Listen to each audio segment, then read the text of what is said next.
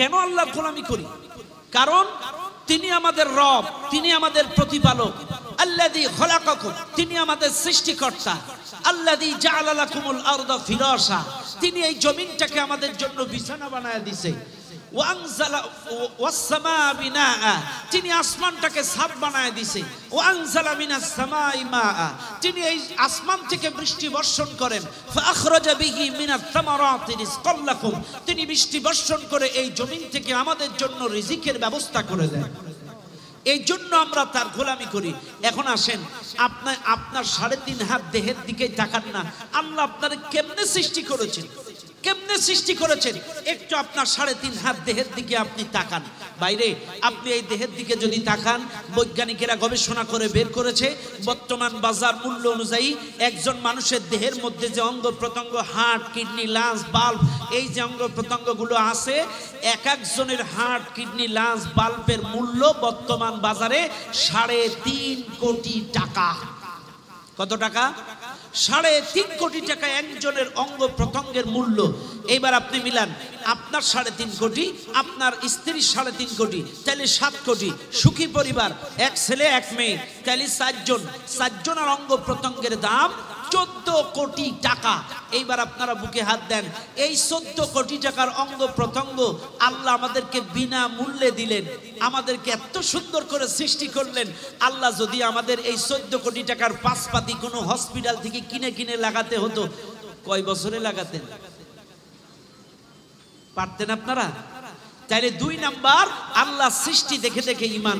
শোনেন, আজকে যাদের কিডনি জনিত রোগ আছে, কিডনি জনিত রোগ, আজকে আমাদের দেশের অনেক মানুষের কিডনির সমস্যা দেখা যাচ্ছে। এদের ডায়ালিসিস করা লাগে সপ্তাহে 2 দিন, মাসে কয় দিন হয়? মাসে 8 দিন।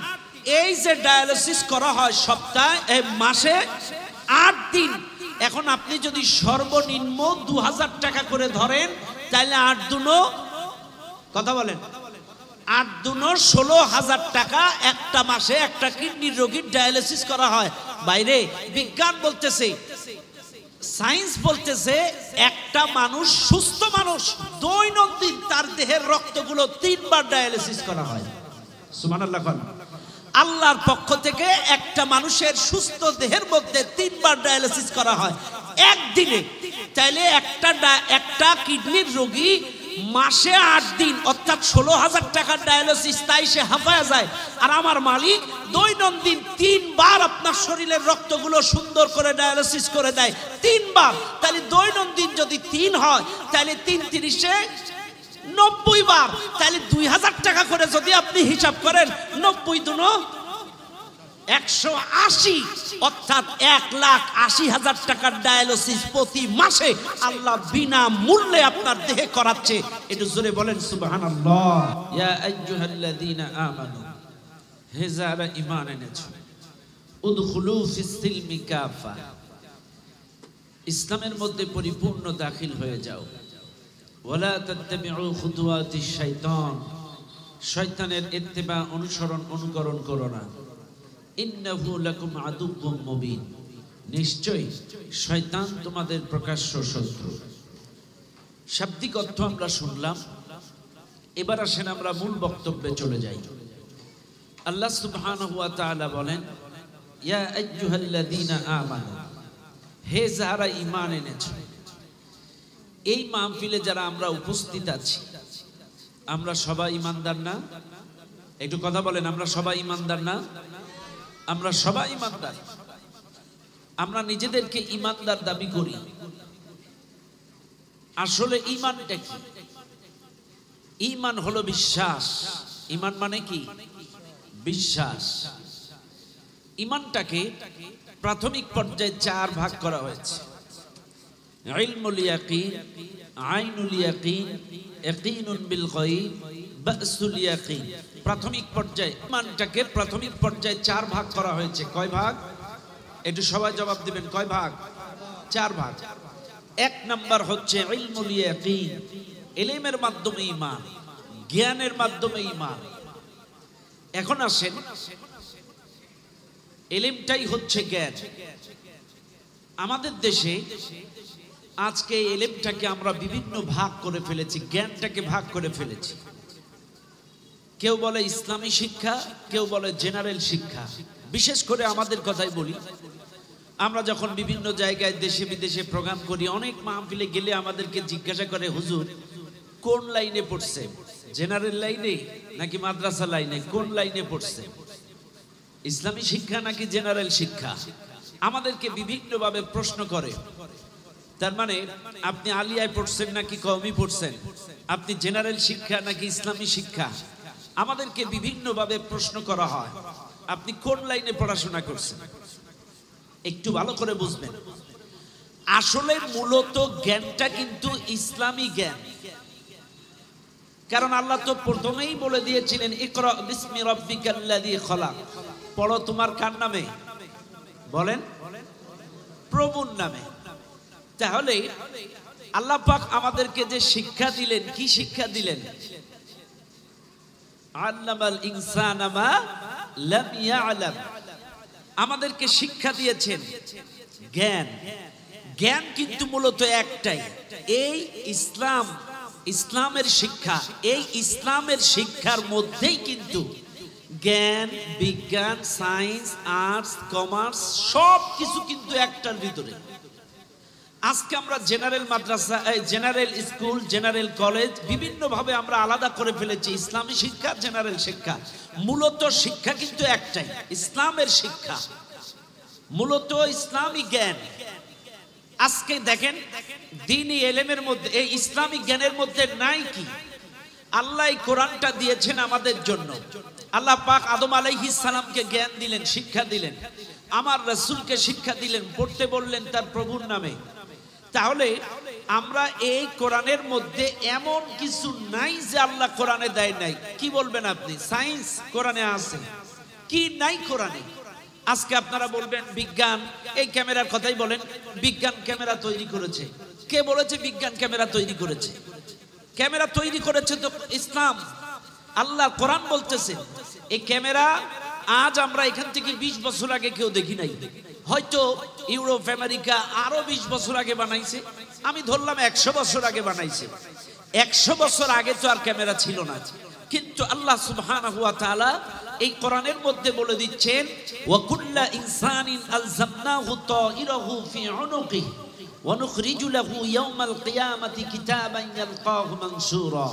আল্লাহ বলছেন, আমি যখন দুনিয়ায় মানুষ সৃষ্টি করে পাঠিয়েছিলাম, প্রত্যেকটা মানুষের হুরকুনের নিচে তাইরাহু ফি উনুকিহি, হুরকুনের নিচে একটা করে ক্যামেরা আর মেমোরি লাগাই দিয়েছিলাম।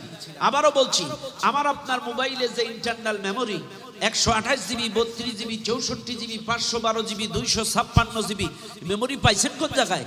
আল্লাহর কোরআনে, সূরা বানী ইসরাইল 13 নম্বর আয়াত। কোরআন বলতেছে, আমি যখন দুনিয়ায় মানুষ সৃষ্টি করে পাঠিয়েছি, ওকুল্লা ইনসানিন, ভালো করে বুঝেন, তাইলে 1500 বছর আগে আমার নবীর কাছে আল্লাহ বললেন যে আমি যখন দুনিয়ায় মানুষ সৃষ্টি করে পাঠাইছি, তার মানে কি? মানুষ তো সৃষ্টি করছে আরো আগে। মানুষ সৃষ্টি করছে কবে? মানুষ তো সৃষ্টি করছে আরো আগে, অনেক আগে মানুষ সৃষ্টি করছে। তাইলে আল্লাহ 1500 বছর আগে আমাদেরকে বলছে যে আমি তাইরাহু ফি উনুকি, এই জায়গাটায় মানুষের হুরকুনের নিচে একটা করে মেমোরি, একটা করে ক্যামেরা লাগাইছি। কেন লাগাইছি? কারণ এই সমাজের অফিস আদালত, কোর্ট কাছারি, বড় বড় মার্কেটগুলোতে সিসি ক্যামেরায় নিয়ন্ত্রণ করা হয়, চোর ধরা হয়, হিসাব নিকাশ সব ঠিকঠাক করা হয়। ঠিক তেমনি আল্লাহ বলতেছে, আমিও তোমার হুরকুনের নিচে একটা ক্যামেরা আর মেমোরি লাগাইছি। এই কারণে তুমি দুনিয়ায় যতদিন বাঁচবা, 60 বছর, 80 বছর, 90 বছর, তোমার প্রত্যেকটা আমল দিনে রাতে গোপনে প্রকাশ্যে যা করবে এই মেমোরিতে, এই ক্যামেরায় রেকর্ড হয়ে যাবে। ইয়াউমাল কিয়ামাতি কিতাবান ইয়ালকাহু মানসুরা, সেদিন আমি হুরকুনের নিচ থেকে ওই মেমোরিটা, ওই ক্যামেরাটা টান মেরে বার করব এবং সেদিন বলবো, ইকরা কিতাবাক, পড়ো তোমার আমলনামা। তাহলে আমরা প্রমাণ পাইলাম, আমরা যে বলি সায়েন্স তৈরি করেছে এইটা, সায়েন্স তৈরি করেছে ওইটা, বিজ্ঞান তৈরি করেছে এটা। আচ্ছা, আপনারা যে প্লেন, আমি গতকালকে আমার প্রোগ্রাম ছিল কক্সবাজার, এর আগের দিন প্রোগ্রাম ছিল আমার কক্সবাজার, তার আগের দিন ছিল সিলেট, আমি ফ্লাইটে এসেছি। তো আজকে আপনারা বলবেন বিজ্ঞান প্লেন তৈরি করেছে। কে বলেছে বিজ্ঞান তৈরি করেছে? এটা তো তৈরি করেছে আল্লাহর কোরআন থেকে। ওয়া আরসালা আলাইহিম তায়রান আবাবিল, আজকে যখন মক্কায় আক্রমণ করতে আসলো, আল্লাহ ঝাঁকে ঝাঁকে ঝাঁকে ঝাঁকে আবাবিল পাঠায় দিল। তৈরন মানেই তো প্লেন। এই সূরা ফিল থেকেই তো এরা প্লেন আবিষ্কার করেছে। এই সূরা ফিল থেকেই তো তারা প্লেন আবিষ্কার করলো। আজকে আমরা তো এগুলা বুঝি না, আমরা মনে করি এগুলো জেনারেল শিক্ষা, এগুলো সায়েন্সের মধ্যে বিজ্ঞানের মধ্যে আছে, মাদ্রাসা এগুলো কোন যায়? আরে নাদান, এগুলো তো এই কোরআনী শিক্ষার মধ্যে, দ্বীনি ইলমের মধ্যে এগুলো আছে, কোরআনের মধ্যেই এগুলো আছে। এরা তো আসলে ইলমে দ্বীন বুঝে না, কোরআন বুঝে না। আল্লাহ বলছে ইলমুল ইয়াকিন, এক নাম্বার ঈমান হচ্ছে জ্ঞানের মাধ্যমে, ইলমের মাধ্যমে। কাজে আপনার যদি জ্ঞান না থাকে, আপনি যত বড় পাগড়ি মাথায় দেন, যত বড় জুব্বা গায়ে দেন, আপনার ওই ঈমানের সায়রানা কোনো মূল্য নাই। আপনার যদি ইলমে দ্বীন না থাকে, জ্ঞান না থাকে, আপনার ওই টুপি পাঞ্জাবি পাগড়ির কোনো মূল্য নাই, তাহাজ্জুদ নামাজের কোনো মূল্য নাই। কারণ আপনি জানেনই না নামাজ কেমনে পড়তে হয়, এই ইলম আপনার নাই, কেমনে সিজদা দিতে হয়, কেমনে রুকু করতে হয়, রুকুই যে কি পড়তে হয়, এই ইলম আপনার নাই। কাজী প্রথম নাম্বার ঈমান ইলমুল ইয়াকিন। আজকে দেখেন বিজ্ঞান বলে প্লেন তৈরি, তাইলে এটা আমরা কোরআন থেকে পেয়ে গেলাম। আজকে দেখেন আমাদের দেশে কবিরা বলে কবিতা বানাইছে, কত কবিতা বানাইছে। দেখেন কবি নজরুল কবিতা লেখছে, কবি রবীন্দ্রনাথ ঠাকুর কবিতা লেখছে, ভোর হলো, ওই যে বিভিন্ন কবিরা ভোর হলো, দোর খোলো, খুকুমনি ওঠরে, এই যে ছন্দে ছন্দে কবিতা, আপনারা বলবেন এগুলো কবিরা লিখেছে, আবিষ্কার করেছে। বিশ্বাস করেন না, এগুলো কিন্তু কোরআন থেকেই নকল করেছে। কারণ সবচাইতে বড় কবিতার গ্রন্থ হলো আল কোরআন। নাই কি এই যে ভোর হলো, দোর খোলো, এই যে লয়ে লয়ে, খুকুমনি ওঠরে, এই যে রয়ে রয়ে, আপনারা যে কবিতাই বলবেন, এই যে পরবর্তী ওয়ার্ডের সাথে শব্দের সাথে শেষ মিল। আল্লাহর কোরআন বলতেছে সবচাইতে কবিতার সাহিত্যের বড় গ্রন্থ হলো আল কোরআন। আপনি দেখেন না, ইন্না আ'তাইনাকাল কাউসার ফাসাল্লি লিরাব্বিকা ওয়ানহার, রয়ে রয়ে মিল। কথা কানা কুল হুয়াল্লাহু আহাদ আল্লাহুস সামাদ, দালে দালে মিল আছে না নাই? কথা কন না কেন? আছে না নাই? আলাম তারা কাইফা ফাআলা রাব্বুকা বিআসহাবিল ফিল, তারপর কি লয়ে লয়ে মিল আছে না নাই? তাহলে কবিতা কোত্থেকে পাইলেন? কোরআন থেকে। তাইলে আপনারা যে বলেন এগুলো জেনারেল শিক্ষা, এগুলো এরা বানাইছে, তারা বানাইছে, বিজ্ঞান বানাইছে, আন্ডা বানাইছে। বিজ্ঞান ইসলাম ছাড়া জিরো। ইসলাম ছাড়া, ইলমে দ্বীন ছাড়া, কোরআন ছাড়া বিজ্ঞান জিরো। বিজ্ঞানের কোনো ক্ষমতা নাই। আল্লাহর কোরআন ছাড়া, ইলমে দ্বীন ছাড়া, ইলম ছাড়া তার কোনো চলার, এক পা চলার ক্ষমতা বিজ্ঞানের নাই। এই কোরআন থেকেই তারা সবকিছু চলেছে। এখন বলে এটা তৈরি করেছে, ওটা তৈরি করেছে। এখন আসেন আপনাদেরকে বুঝাই। তাহলে এক নাম্বার ইলমুল ইয়াকিন, ইলমের মাধ্যমে ঈমান, জ্ঞানের মাধ্যমে ঈমান। আজকে দেখেন না ভাই, আমাদের দেশে আমরা বিভিন্ন দেশে বিদেশে মাহফিল করি, ম্যাক্সিমাম মাহফিলে গেলে আমাদেরকে বলে হুজুর একটু পিতামাতার খেদমত নিয়ে ওয়াজ করেন, একটু পিতামাতার হক নিয়ে ওয়াজ করেন। পিতামাতারে খাইতে দেয় না, পিতামাতারে পড়তে দেয় না, পিতামাতারে সংসার থেকে ডিভাইডেড করে দেয়, আলাদা করে দেয়। একটু হুজুর পিতামাতার খেদমত নিয়ে ওয়াজ করেন। আমি বলি রে ভাই, পিতামাতার হক আগে না, সন্তানের হক আগে। কার হক আগে? পিতামাতার হক আগে না, আগে সন্তানের হক। প্রত্যেকটা পিতামাতা যদি তার সন্তানের হক আদায় করে, ওই সন্তান কখনো পিতামাতার হক নষ্ট করে না। এখন বলবেন হুজুর সন্তানের হক কি? সন্তানের হক হলো তার সন্তানকে ইলমে দ্বীন শিক্ষা দেওয়া, দ্বীনি মাদ্রাসায় পড়াশোনা করানো, ইলমি মাদ্রাসায় পড়াশোনা করানো, কোরআনী মাদ্রাসায় পড়াশোনা করানো। আজকে এই যে নির্ভেজাল পদ্ধতিতে কোরআন, তানজিমুল কোরআন মাদ্রাসা, এখানে নির্ভুলভাবে এখানে জ্ঞান দেওয়া হয়। কারণ কোরআনের মধ্যে কোনো ভুল আছে? কথা কোন আছে? আজকে দেখেন না, এই মাদ্রাসার স্টুডেন্টগুলো ইংরেজিতে বক্তব্য দিল, আরবিতে বক্তব্য দিল, তারা ইসলামী সঙ্গীত বলল, তারা কথোপকথন করলো। কি নাই এখানে? একটা জেনারেল স্টুডেন্ট 5 পাস একটা ছেলে নিয়ে আসেন তো, একটা 6 পাস একটা ছেলে নিয়ে আসেন তো, এদের সাথে টকিং এ লাগায় দেন, এদের সাথে টক শো লাগায় দেন, তর্ক বিতর্ক লাগায় দেন। আমি বিশ্বাস করি জেনারেল একটা স্টুডেন্ট আমাদের মাদ্রাসার এই আধুনিক শিক্ষার সঙ্গে তারা পারবে না, পারবে না। কারণ এদের মধ্যে ইলমে দ্বীন আছে, কারণ এর মধ্যে কোনো ভেজাল নাই। এই কোরআন সত্য কিতাব, আর এই জ্ঞানের মধ্যে কোনো ভেজাল নাই। আমাদের যে জেনারেল শিক্ষাগুলো, যে কিতাবগুলো, যেগুলো এখন পড়ানো হচ্ছে, প্যাক যা যাই বলেন না কেন, এগুলো সব মানুষের তৈরি ভেজাল, সব ভেজাল। কিন্তু আল্লাহর কোরআনের মধ্যে কোনো ভেজাল নাই। চাইলে আমাকে আপনাকে বুঝতে হবে সন্তানের হক আগে। কি সন্তানের হক? সন্তানকে ইলমে দ্বীন শিক্ষা দিতে হবে। আজকে আপনি যদি আপনার সন্তানকে ইলমে দ্বীন শিক্ষা দিতে পারেন, ওই সন্তান কখনো মা বাবার সাথে খারাপ আচরণ করে না। গোটা পৃথিবীতেই তদন্ত করে রিপোর্ট নেন, মায়ের সঙ্গে বাবার সঙ্গে যারা খারাপ ব্যবহার করে এরা একজনও আলেম না, একজনও হাফেজ না, একজনও মুফতি না, একজনও মাওলানা, সব সাধারণ জেনারেল লোক। এরাই মা বাবার সাথে দুর্ব্যবহার করে, কারণ তাদের মধ্যে সেই এলেমটা নাই। মাকে বাবাকে সেই জ্ঞানটা তাদের মধ্যে নাই। আজকে চিন্তা করেন, এখানে সেই শিক্ষা দেওয়া হয়, ওয়াসাইনাল ইনসানা বিওয়ালিদাইহি হামালাতুহু উম্মুহু ওয়াহনান আলা ওয়াহনিন ওয়া ফিসালুহু ফি আমাইন। এখানে শিক্ষা দেওয়া হয় পিতামাতার সঙ্গে ভালো আচরণ করো, মায়ের সাথে ভালো আচরণ করো, কারণ তোমার মা কষ্টের পর কষ্ট করে তোমাকে গর্ভে ধারণ করেছে। বাইরে 9 মাস 10 দিন আপনার মা আপনাকে গর্ভে ধারণ করলো। একটু 9 মাস 10 দিন আপনি গুণ দেন তো কত হয়? 280 দিন। 280 দিন আপনার মা আপনাকে গর্ভে নিল।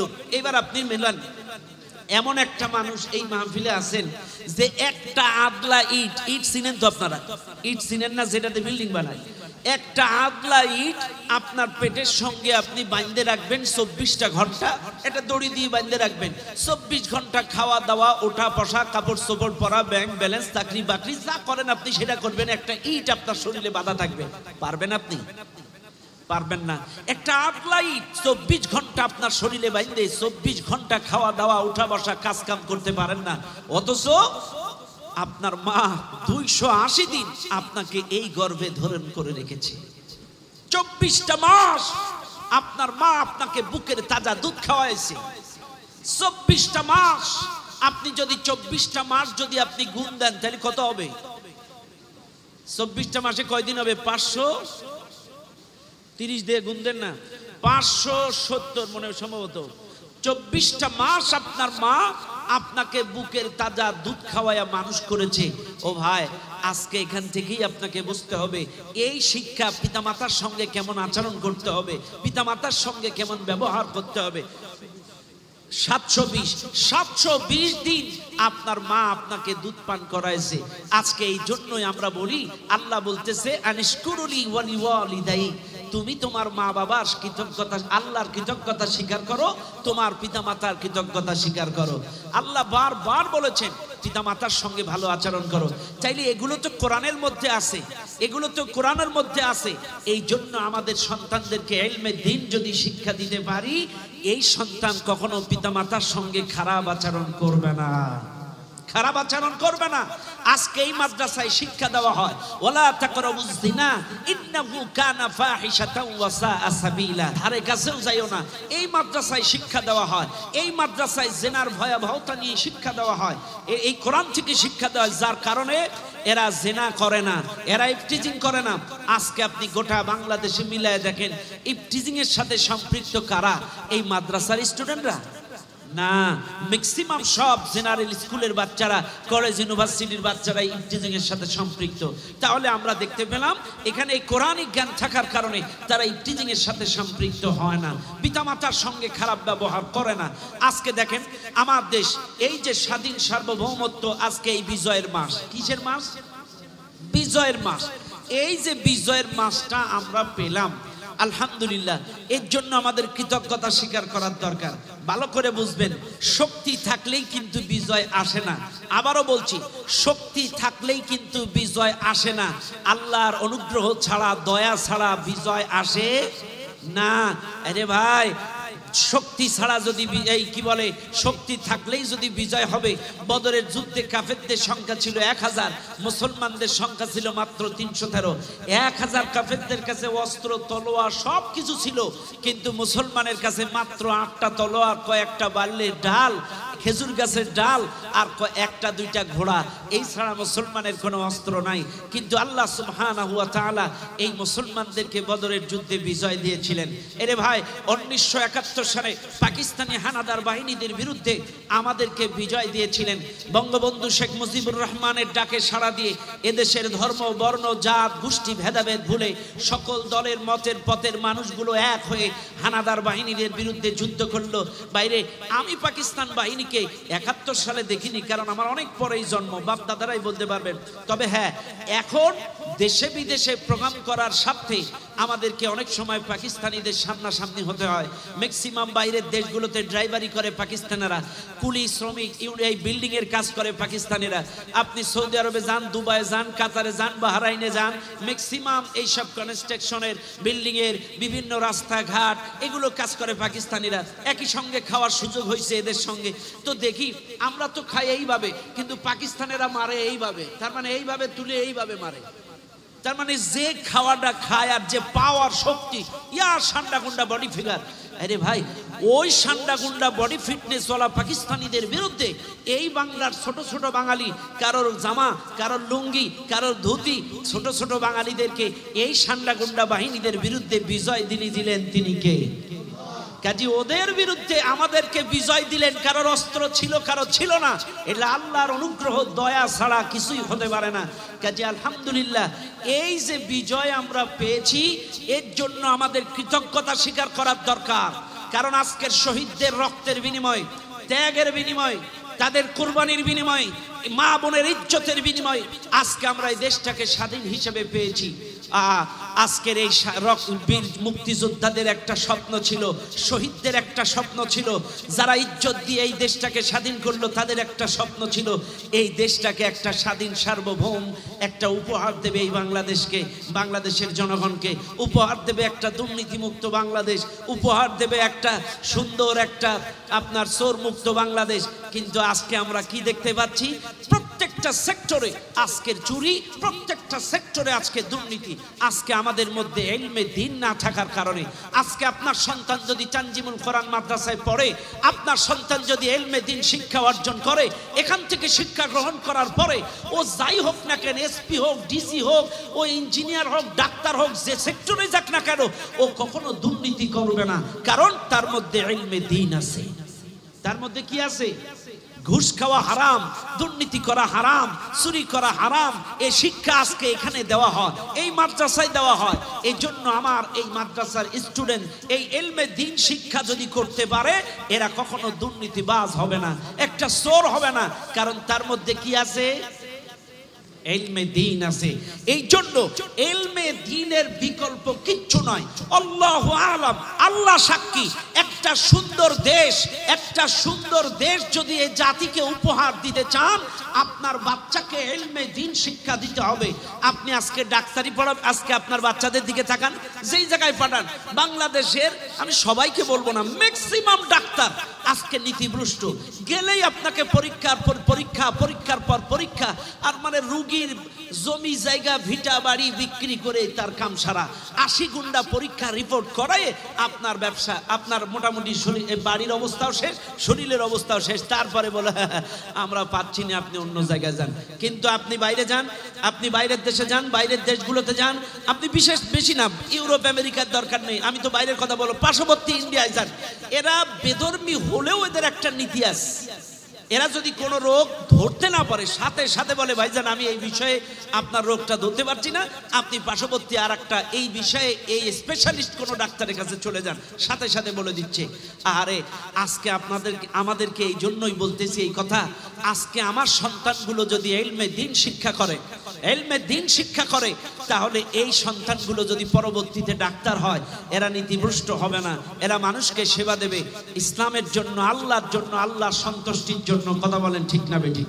কাজী সুন্দর দেশ, দুর্নীতিমুক্ত দেশ, চোর মুক্ত দেশ, একটা স্বাধীন সার্বভৌমত্ব পেতে গেলে আমাদের দ্বীনে ইলমের বিকল্প কিচ্ছু নাই। এই জন্য আমাদের বাচ্চাদেরকে ইলমে দ্বীন শিক্ষা দিতে হবে। বাইরে আমার এবার আসেন, তাহলে আমি বুঝাচ্ছিলাম, এটা তো আমি বাহ্যিক দেশের কথা বললাম। এবার আসেন তো, ইলমে দ্বীন ছাড়া আপনি জান্নাতে যেতে পারবেন না, পারবেন না। আমার রাসূল যখন মিরাজ থেকে আসলেন 5 ওয়াক্ত নামাজ নিয়ে আসলেন। কয় ওয়াক্ত? 5 ওয়াক্ত নামাজ আমার নবী নিয়ে আসলেন। নিয়ে আসার পরে নবী কাবার চত্বরে বসে আছে। এমন সময় জিবরাইল আলাইহিস সালাম এসে বলতেছে, নবীজি আপনি তো 5 ওয়াক্ত নামাজ আনলেন, কিন্তু এই নামাজ কেমনে পড়বেন, কিভাবে পড়বেন, কয় রাকাত পড়বেন, কেমনে সিজদা দিবেন, কেমনে রুকু করবেন, সিজদায় কি পড়বেন, রুকুই কি পড়বেন, এটা কি আপনি নিয়ে আসছেন? বলে আহা, আমি তো এটা শিখে আসিনি। আমি 5 ওয়াক্ত নামাজ আল্লাহর কাছ থেকে আনছি, কিন্তু প্র্যাকটিক্যালটা শিখে আসি নাই। আমি তো এই এলেমটা নিয়ে আসি নাই যে কেমনে রুকু করতে হবে, কেমনে সিজদা করতে হবে, কেমনে আমারে বৈঠকে পড়তে হবে, কি পড়তে হবে, এইটা তো আমি নিয়ে আসি নাই। তখন আমার নবীকে জিবরাইল আলাইহিস সালাম কাবার চত্বরে আমার রাসূলকে শিক্ষা দিলেন। হযরতে জিবরাইল আলাইহিস সালাম, হুজুর এই কায়দায় নিয়ত বাঁধতে হয়, এই কায়দায় রুকু করতে হয়, এই কায়দায় সিজদা করতে হয়, এই জ্ঞানটা আমার রাসূলকে প্র্যাকটিক্যালি হযরতে জিবরাইল আলাইহিস সালাম দিয়ে দিলেন। সম্মানিত ভাইরা, তাইলে আপনাদেরকেও বলছি, আজকে আপনি 40 বছর নামাজ পড়েন, আপনার নামাজ আপনাকে জাহান্নামে নিয়ে যেতে পারে যদি সঠিক এলেম না থাকে। সঠিক এলেম যদি না থাকে, আপনি ওযুর পদ্ধতি জানেন না, নামাজের পদ্ধতি জানেন না। এই মাহফিলে যারা আছেন আপনারা একজন লোক আলেম বাদে একজন জেনারেল লোক বলেন তো নামাজ ভাঙার কারণ কয়টা বলতে পারবেন? 19টা। আপনি আলেম না তো? আচ্ছা ঠিক আছে, একজন মানুষ বলছেন নামাজ ভাঙার কারণ 19টা। বলেন তো প্রথম কারণটা কি? হ্যাঁ হ্যাঁ, এই যে এই জায়গাটায় কিন্তু আপনাদেরকে বুঝাচ্ছি, নামাজ ভাঙ্গার কারণ 19টা। এতদিন আমরা নামাজ আদায় করছি, 30 বছর 40 বছর নামাজ পড়ছি, নামাজ ভাঙ্গার কারণ 19টা অনেকেই জানে না, মুখস্থ জানলেও প্র্যাকটিক্যাল নাই। 1 নাম্বার কারণ অশুদ্ধ তেলাওয়াত করা। কি তেলাওয়াত? অশুদ্ধ তেলাওয়াত করা। আপনার তেলাওয়াত যদি সহি না হয় আপনার নামাজ হবে না। এবার আসেন কি রকম হবে না, একটা ছোট্ট एग्जांपल দেই। বাইরে আলিফ বা তা সা, এই প্রথম পৃষ্ঠায় 29টা অক্ষর আছে। কয়টা অক্ষর? 29টা অক্ষরের মধ্যে হা আছে 2টা, একটা হচ্ছে হা, একটা হচ্ছে হা, একটা হাই হুন্তি, একটা হাই হাওয়াজ। এই সূরা ফাতিহার প্রথমে যেটা হাই হুন্তি, আলহামদুলিল্লাহি রাব্বিল আলামিন, অর্থ কি? সমস্ত প্রশংসা আল্লাহ। এখন আপনারা বুঝেন কিন্তু হাদি বললে সমস্ত প্রশংসা আল্লাহ। কেউ যদি বলে আলহামদু, তার মানে এই হা আর হার ডিফারেন্স না বুঝে যদি বলে আলহামদুলিল্লাহি রাব্বিল আলামিন, সমস্ত নোংরা জিনিস আল্লাহ। কি অর্থ হলো? সমস্ত প্রশংসার জায়গায় সমস্ত নোংরা জিনিস আল্লাহর। বাইরে এইবার আপনারা বলেন, এই হা আর হার এলেম না থাকার কারণে, হা আর হার জ্ঞান না থাকার কারণে, কোনটা হা আর কোনটা হা এই পার্থক্য না বুঝার কারণে 40 বছর আপনি আল্লাহরে নোংরা জিনিস দিচ্ছেন। আল্লাহ সমস্ত নোংরা জিনিস তোমার, সমস্ত নোংরা জিনিস তোমার। মানে কি? একটা লোক দৈনন্দিন 48 বারেরও বেশি বলে আলহামদুলিল্লাহি রাব্বিল আলামিন। শুধু এটা তো নামাজের কথা বললাম, চলতে ফিরতে আলহামদুলিল্লাহ আল্লাহর প্রশংসা করেন না? চলতে ফিরতে আলহামদুলিল্লাহ, ভাত খাওয়ার শেষে আলহামদুলিল্লাহ, কোনো ভালো কথা শুনলে আলহামদুলিল্লাহ, কেউ জিগাই যদি কেমন আছেন আলহামদুলিল্লাহ, তাইলে সারাটা দিন আপনি বলছেন আলহামদুলিল্লাহ। অর্থাৎ কি? এই হা আর হার পার্থক্য বোঝেন নাই। সারা দিন নামাজে বাইরেও সমস্ত নোংরা জিনিস আল্লাহর। এইবার আপনি বলেন, আপনি যদি আল্লাহরে নোংরা জিনিস দেন, আল্লাহ কি আপনারে ভালো জিনিস দেবে? বাইরে এই পার্থক্যটা শিখায়া দেয় তানজিমুল উম্মাহ মাদ্রাসায়, তানজিমুল কোরআন মাদ্রাসায়। এই শিক্ষাটা দেয় তানজিমুল কোরআন মাদ্রাসায়। কোনটা হা আর কোনটা হা এই ডিফারেন্সটা বুঝায় দেয় এই মাদ্রাসায়। আমার বাচ্চারা যে তেলাওয়াত করলো আজকে আমি নিচে বসে শুনতেছিলাম, আহ কি সুন্দর কোরআন তেলাওয়াত। বাইরে আপনাদেরকেই বলছি, অশুদ্ধ তেলাওয়াত করলে নামাজ হবে না। এই জন্য আপনার বাচ্চাদেরকে ইলম শিক্ষা দেন, এবং আপনিও আপনার বাচ্চাদের কাছ থেকে বাড়িতে শিক্ষা নেন, কোরআন শিখেন। কারণ আপনার কোরআন যদি শুদ্ধ না হয় আপনার নামাজ হবে না। আজকে আলহামদুলিল্লাহ এই যে কোমলমতি বাচ্চারা, এরাই আজকে সহি শুদ্ধ কোরআন শিখতেছে। শোনেন, এটা লাভ কি? লাভ কি? যদি কেউ বিনা উজুয় একটা আয়াত, কোরআনের একটা আয়াত শোনে অথবা একটা অক্ষর শোনে অথবা পড়ে 10টা নেকি। ওযু করে যদি কেউ কোরআনের একটা অক্ষর শোনে অথবা পড়ে 20টা নেকি। কেউ যদি কোরআন শিক্ষার উদ্দেশ্যে একটা অক্ষর পড়ে অথবা শোনে, এক একটা অক্ষরে 1400 করে নেকি। আজকে এই বাচ্চাগুলো সারা দিন কোরআন তিলাওয়াত করে, এখানে হিফজ বিভাগে কোরআন শিক্ষা দেওয়া হয়। আপনি চিন্তা করতেছেন এক একটা অক্ষরে যদি 1400 করে নেকি হয়, এই বাচ্চাগুলো কত নেকি কামাচ্ছে। আর আপনি সেই বাচ্চার বাবা, আপনি সেই বাচ্চার দাদা, আপনি সেই বাচ্চার ভাই, আপনি সেই বাচ্চার চাচা। শোনেন, এই মাদ্রাসায় শুধু আলেম তৈরি হয় না, এই মাদ্রাসায় এক একটা সুপারিশকারী তৈরি হয়। কিয়ামতের ময়দানে এরাই আপনার জন্য সুপারিশ করবে। ইয়াউমা ইয়াকুমুর রূহ ওয়াল মালায়েকাতু সাফফান লা ইয়াতাকাল্লামুনা ইল্লা মান আযিনা লাহুর রহমান ওয়া ক্বালা সাওয়াবা। সেদিন সমস্ত রূহগুলো দাঁড়ায় থাকবে, সকল ফেরেশতাগুলো দাঁড়ায় থাকবে, কেউ কোনো কথা বলতে পারবে না যতক্ষণ আল্লাহ কাউকে পারমিশন না দিবে। সেদিন আল্লাহ এই হাফেজগুলোকে, এই আলেমগুলোকে পারমিশন দেবে। তোমার কি বলার আছে বলো।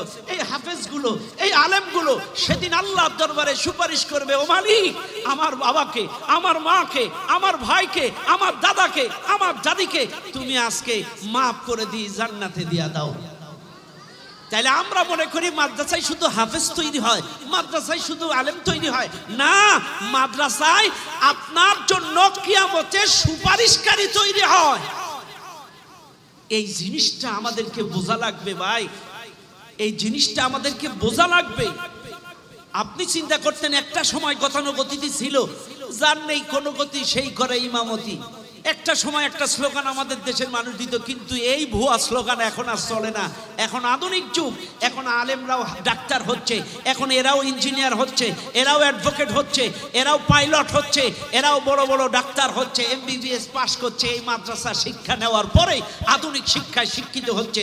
তার মানে এরা এখন শুধু ইমামতিতে ক্ষান্ত নয়, ওরা এখন রাজনীতিতেও এদেশের নেতৃত্ব দেওয়ার জন্য তৈরি হচ্ছে। ওরা এখন ডাক্তার হচ্ছে, ওরা এখন ইঞ্জিনিয়ার হচ্ছে।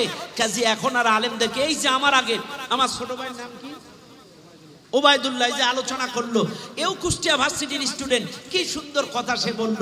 তাইলে সে আলেম হওয়ার পরে কুষ্টিয়া ভার্সিটিতে দাওরা কি করলো, দাওয়া বিভাগে এমফিল করতেছে না মাস্টার্স করতেছে, আলহামদুলিল্লাহ। তাইলে এখন নামাজ পড়লে এই নামাজ কবুল হচ্ছে না। এক নাম্বার আমাদের কারণ কি, অশুদ্ধ তেলাওয়াত। কি বলেন, অশুদ্ধ তেলাওয়াত। এই জন্য আমাদেরকে জ্ঞান অর্জন করতে হবে, এটা আমাদেরকে শিখতে হবে, এই ইলম আমাদেরকে নিতে হবে, সহি শুদ্ধ কোরআন পাঠ তেলাওয়াত করতে হবে।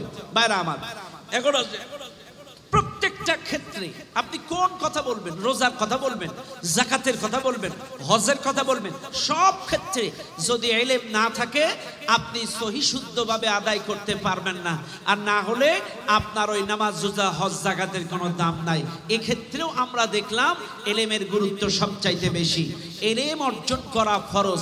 আমি আবারও বলছি, ইলম অর্জন করা ফরজ। নামাজ, রোজা যেমন আপনার জন্য ইলম অর্জন করাটা তার চাইতে বেশি ফরজ। আবার বলছি, নামাজ রোজার চাইতে বেশি ফরজ। ইয়া আইয়ুহাল্লাযীনা আমানু ইযা কুনতুম ইলাস সালাহ ফাগসিলু উজুহাকুম ওয়া আইদিয়াকুম। নামাজ পড়ার আগে যেমন ওযু ছাড়া নামাজ হয় না, কাজণ মনে রাখবেন, নামাজ, রোজা, হজ, যাকাত যত ইবাদত করেন, ইলমে দ্বীন ছাড়া কোনো ইবাদত কাজে আসবে না। কথা বুঝেন না আপনারা? ইলমে দ্বীন ছাড়া কোনো ইবাদত কাজে আসবে না। কারণ আপনার সহি ইলম যদি না থাকে, জ্ঞান যদি না থাকে, আপনি নামাজ পড়বেন কিভাবে, রোজা করবেন কিভাবে, হজ করবেন কিভাবে, যাকাত দিবেন কিভাবে? কারণ সেই ইলম আপনার মধ্যে নাই। এর জন্য ইলম অর্জন করা ফরজ। কাজে আপনাদেরকেই বলছি, প্রত্যেকটা মা বাবার দায়িত্ব তার সন্তানদেরকে ইলমে দ্বীন শিক্ষা দেওয়া।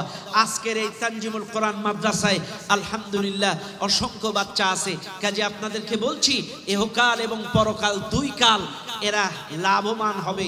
এরা খালি ইহকালের নেতৃত্ব দিবে না, এদেরকে এমন ভাবে গঠন করা হচ্ছে তারা ইহকালেও নেতৃত্ব দিবে, পরকালেও নেতৃত্ব দিবে। সুবহানাল্লাহ বলেন। ইহকালেও নেতৃত্ব দিবে, পরকালেও নেতৃত্ব দিবে। এদেরকে এমন ভাবে তৈরি করা হচ্ছে। কাজে এই ফ্যাক্টরিতে, এই ইলমে ফ্যাক্টরিতে আপনারা আপনাদের সন্তান, আপনাদের বাচ্চাদেরকে ভর্তি করবেন ইনশাআল্লাহ। তাইলে এক নাম্বার আমি বুঝাচ্ছিলাম ইলমুল ইয়াকিন, ইলমের মাধ্যমে ঈমান, জ্ঞানের মাধ্যমে ঈমান। এইটা হচ্ছে প্রথমত ঈমান। ভালো করে বুঝবেন, আমরা যে নিজেদেরকে ঈমানদার দাবি করি, প্রথম জ্ঞানটাই হলো এলেমের মাধ্যমে ইমান। আর এলেমবিহীন ইমানটা কচুর পাতার পানির মতো। কচুর পাতায় যেমন পানির কোনো গ্যারান্টি নাই যে কোনো সময় ঠিক তেমনি এলেমবিহীন ইমানটা যে কোনো সময় চলে যেতে পারে। এজন্য প্রথম ইমান ইলমুল ইয়াকিন, এরপর হচ্ছে আইনুল ইয়াকিন। আল্লাহ সৃষ্টিগুলো দেখে দেখে ইমান। আল্লাহ সৃষ্টিগুলো দেখতে হবে, এই পৃথিবীর সব কিছু দেখতে হবে আর নিজের কাছে আমাদেরকে আল্লাহর প্রতি ইমানটা বৃদ্ধি করতে হবে। কারণ মনে রাখবেন, এই মাহফিলে যারা আছেন, 2 নাম্বার আল্লাহ সৃষ্টি। এইবার আসেন, এই মাহফিলে যারা আছেন, আমরা আল্লাহর গোলামি করি কেন? কেন আল্লাহর গোলামি করি? কারণ তিনি আমাদের রব, তিনি আমাদের প্রতিপালক। আল্লাযী খলাকাকুম, তিনি আমাদের সৃষ্টিকর্তা। আল্লাযী জাআলা লাকুমুল আরদা ফিরাশা, তিনি এই জমিনটাকে আমাদের জন্য বিছানা বানায় দিয়েছে। ওয়ানজালা ওয়াস-সামাআ বিনাআ, তিনি আসমানটাকে ছাদ বানায় দিয়েছে। ওয়ানজালা মিনাস সামাই মাআ, তিনি এই আসমান থেকে বৃষ্টি বর্ষণ করেন। ফাআখরাজা বিহি মিনাত তামারাতি রিজকাল লাকুম, তিনি বৃষ্টি বর্ষণ করে এই জমিন থেকে আমাদের জন্য রিজিকের ব্যবস্থা করে দেন। এই জন্য আমরা তার গোলামি করি। এখন আসেন, আপনার 3.5 হাত দেহের দিকেই তাকান না। আল্লাহ আপনারে কেমনে সৃষ্টি করেছেন, কেমনে সৃষ্টি করেছেন, একটু আপনার 3.5 হাত দেহের দিকে আপনি তাকান। বাইরে আপনি এই দেহের দিকে যদি তাকান, বৈজ্ঞানিকেরা গবেষণা করে বের করেছে, বর্তমান বাজার মূল্য অনুযায়ী একজন মানুষের দেহের মধ্যে যে অঙ্গ প্রত্যঙ্গ, হার্ট, কিডনি, লাংস, বাল্ব, এই যে অঙ্গ প্রত্যঙ্গগুলো আছে, এক একজনের হার্ট, কিডনি, লাংস, বাল্বের মূল্য বর্তমান বাজারে 3.5 কোটি টাকা। কত টাকা? 3.5 কোটি টাকা একজনের অঙ্গ প্রত্যঙ্গের মূল্য। এইবার আপনি মিলান, আপনার 3.5 কোটি, আপনার স্ত্রীর 3.5 কোটি, তাহলে 7 কোটি। সুখী পরিবার, 1 ছেলে 1 মেয়ে, তাহলে 4 জন। 4 জনের অঙ্গ প্রত্যঙ্গের দাম 14 কোটি টাকা। এইবার আপনারা বুকে হাত দেন, এই 14 কোটি টাকার অঙ্গ প্রত্যঙ্গ আল্লাহ আমাদেরকে বিনা মূল্যে দিলেন, আমাদেরকে এত সুন্দর করে সৃষ্টি করলেন। আল্লাহ যদি আমাদের এই 14 কোটি টাকার পাশপাতি কোনো হসপিটাল থেকে কিনে লাগাতে হতো, কয় বছরে লাগাতেন? পারতেন আপনারা? তাইলে 2 নাম্বার আল্লাহ সৃষ্টি দেখে দেখে ইমান। শোনেন, আজকে যাদের কিডনি জনিত রোগ আছে, কিডনি জনিত রোগ, আজকে আমাদের দেশের অনেক মানুষের কিডনির সমস্যা দেখা যাচ্ছে। এদের ডায়ালিসিস করা লাগে সপ্তাহে 2 দিন। মাসে কয় দিন হয়? মাসে 8 দিন। এই যে ডায়ালিসিস করা হয় সপ্তাহে, মাসে 8 দিন। এখন আপনি যদি সর্বনিম্ন 2000 টাকা করে ধরেন, তাহলে 8 দুনো, কথা বলেন, 8 দুনো 16,000 টাকা একটা মাসে একটা কিডনির রোগীর ডায়ালিসিস করা হয়। বাইরে বিজ্ঞান বলতেছে, সায়েন্স বলতেছে, একটা মানুষ, সুস্থ মানুষ, দৈনন্দিন তার দেহের রক্তগুলো 3 বার ডায়ালিসিস করা হয়। সুবহানাল্লাহ। আল্লাহর পক্ষ থেকে একটা মানুষের সুস্থ দেহের মধ্যে 3 বার ডায়ালিসিস করা হয় একদিনে। তাইলে একটা কিডনির রোগী মাসে 8 দিন, অর্থাৎ 16,000 টাকার ডায়ালিসিস, তাই সে হাঁপায়া যায়।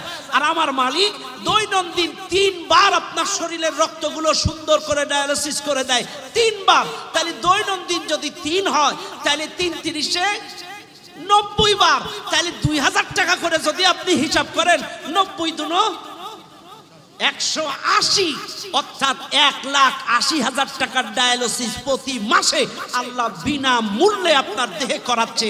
একটু জোরে বলেন সুবহানাল্লাহ। তাইলে আমাদেরকে এই সৃষ্টিগুলো দেখতে হবে, কি সুন্দর করে নিখুঁত করে আল্লাহ আমাদেরকে সৃষ্টি করেছেন। এজন্য আমাদেরকে আল্লাহর গোলামি করতে হবে। তাহলে 2 নাম্বার আল্লাহ সৃষ্টি দেখে দেখে ইমান। ভাইরা আমার, এবার আসেন আপনার কানের কথা বলুন। এই যে আপনার কান আছে না ভাই, এই কানের মধ্যে আল্লাহ এমন একটা মেশিন লাগাই দিয়েছে, এর নাম হলো ইথার মেশিন। এই কানের মধ্যে মানুষ এক একজনের আওয়াজ এক এক রকম শোনে। একটু ভালো করে বুঝলেন, মানুষ কানের ভিতরে এক একজনের আওয়াজ এক এক রকম শোনে। কি রকম? মায়ের আওয়াজ একরকম, বাবার আওয়াজ একরকম, বোনের আওয়াজ একরকম, ভাইয়ের আওয়াজ একরকম, স্ত্রীর আওয়াজ একরকম, স্বামীর আওয়াজ একরকম। এক একজনের আওয়াজ এক এক রকম। এবার আপনারা বলেন, এই এক একজনের আওয়াজ যদি এক এক রকম না হয়ে সবার আওয়াজ যদি একই রকম হতো, তাহলে একটা গন্ডগোল লেগে যেত না? আপনার স্বামী রাত 12টায় এসে দরজায় ঘা দিল, স্ত্রী বাড়ি, স্বামী এসে দরজায় ঘা দিচ্ছে, ওগো দরজা খোলো, ওগো, এই দরজা খুলে দিল। এখন সবার আওয়াজ এক, একদিন চোর এসে বলতেছে ওগো দরজা খোলো, আওয়াজ তো একই রকম, কথা কয় না, বুঝেন না আপনারা? তাইলে আওয়াজ যদি এক হতো, চোরের লাভ না লস? লাভ। তাইলে ইসলামিক কায়দায় সব চুরি করে নিয়ে চলে যেত। এই জন্য একই রকম কণ্ঠ দিলে গন্ডগোল বাঁধে যেত, জগা খেজুড়ি হয়ে যেত। এই জন্য আমার মালিক মানুষের কানের মধ্যে এমন একটা মেশিন সৃষ্টি করে দিলেন, এর নাম ইথার মেশিন।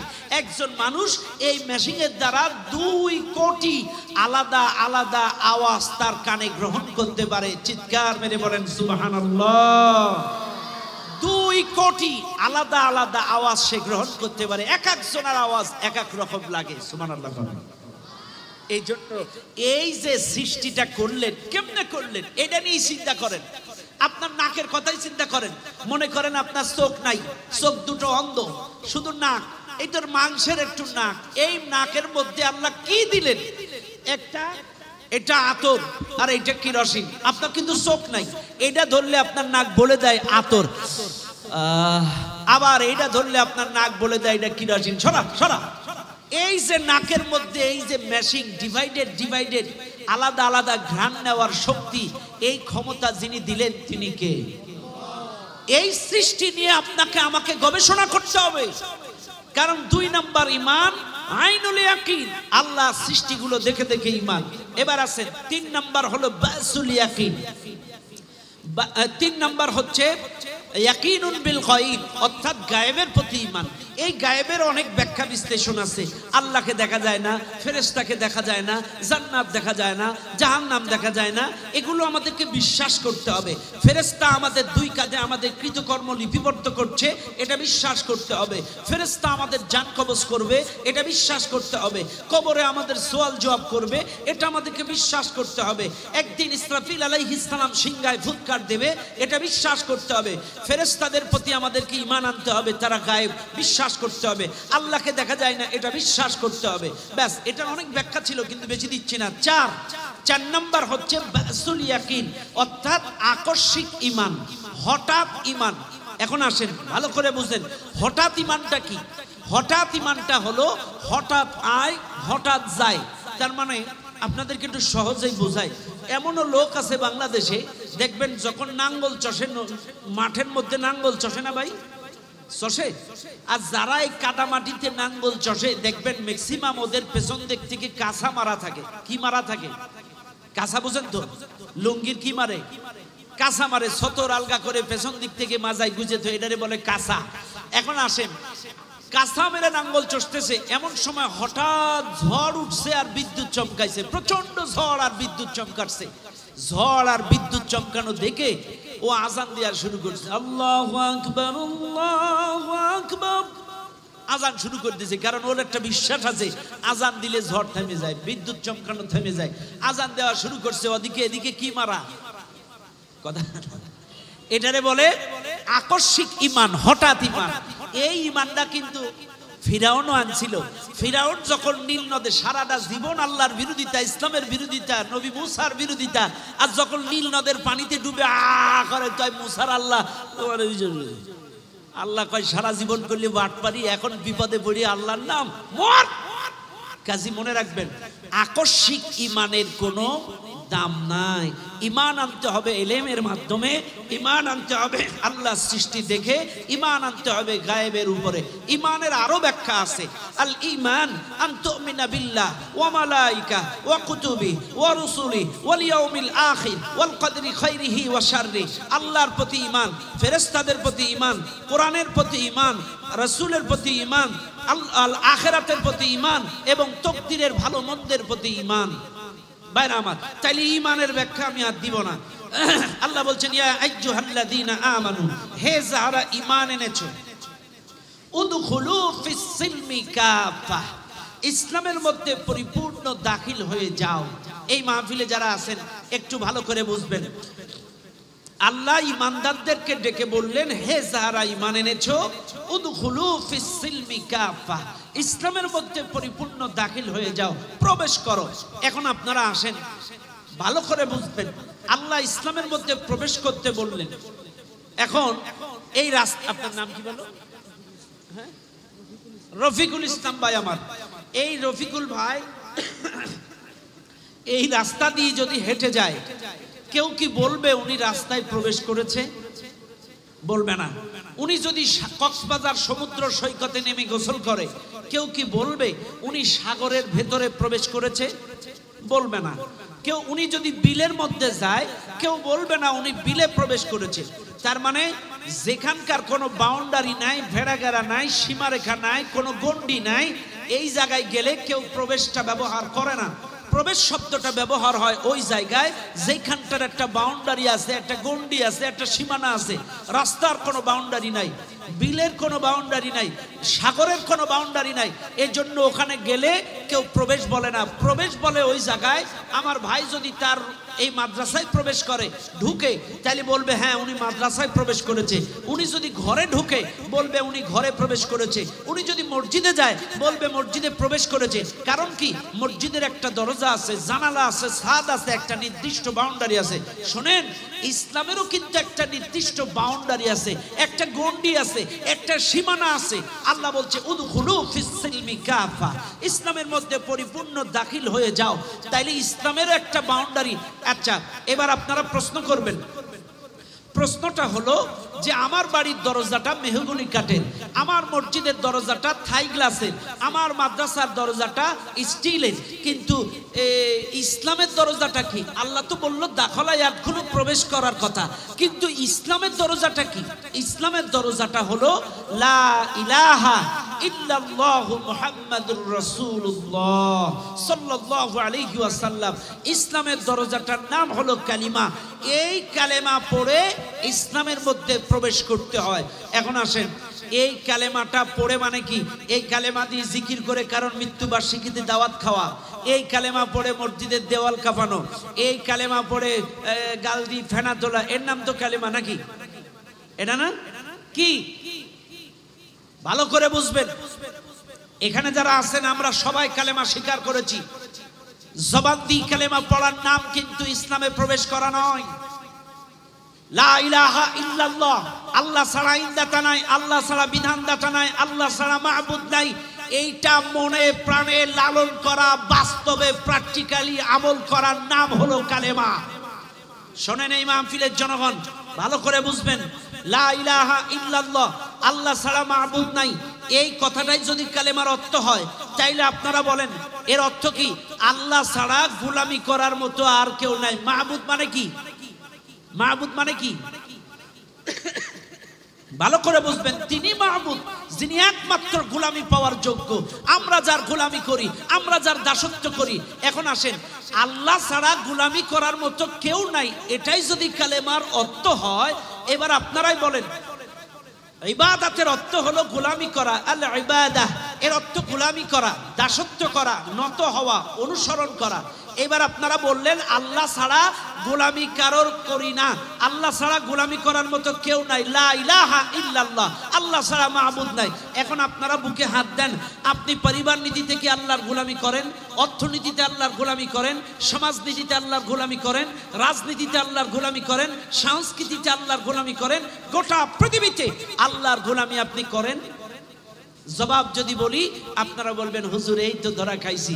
আমরা বললাম আল্লাহ ছাড়া কোনো মাবুদ নাই, অথচ পরিবারের মধ্যে আল্লাহর গোলামি নাই, অর্থনীতিতে আল্লাহর গোলামি নাই, সমাজনীতিতে আল্লাহর গোলামি নাই, রাজনীতিতে আল্লাহর গোলামি নাই, সংস্কৃতিতে আল্লাহর গোলামি নাই। গোটা জমিনে কোন জায়গায় আল্লাহর গোলামি আছে? কোন জায়গায়? খালি মসজিদে আছে। কোন জায়গায়? খালি মসজিদে। বাইরে আপনাকেই আমি প্রশ্ন করছি, আপনি মসজিদে নামাজ পড়তে যান, নামাজে কি বলেন? ইয়্যাকা না'বুদু, ইয়্যাকা না'বুদু মানে কি? তোমার গোলামি করি, তোমার গোলামি করি, তোমারই সাহায্য চাই। ওয়া ইয়্যাকা নাস্তাঈন, তোমার গোলামি করি, তোমারই সাহায্য চাই। আচ্ছা ভাই, ভালো করে বুঝেন, তাহলে আপনি মসজিদের মধ্যে বলেন তোমার গোলামি করি, অথচ মসজিদের বাইরে যে তাগুতের গোলামি করেন, মসজিদের বাইরে যে নাস্তিকের গোলামি করেন, মসজিদের বাইরে যে ইসলাম বিদ্বেষীর গোলামি করেন, মসজিদের বাইরে যে কোরআন বিরোধী আলেম বিরোধীদের গোলামি করেন। বাইরে আমার প্রশ্ন একটাই, আপনি মসজিদের মধ্যে বললেন কি আর বাইরে করলেন কি?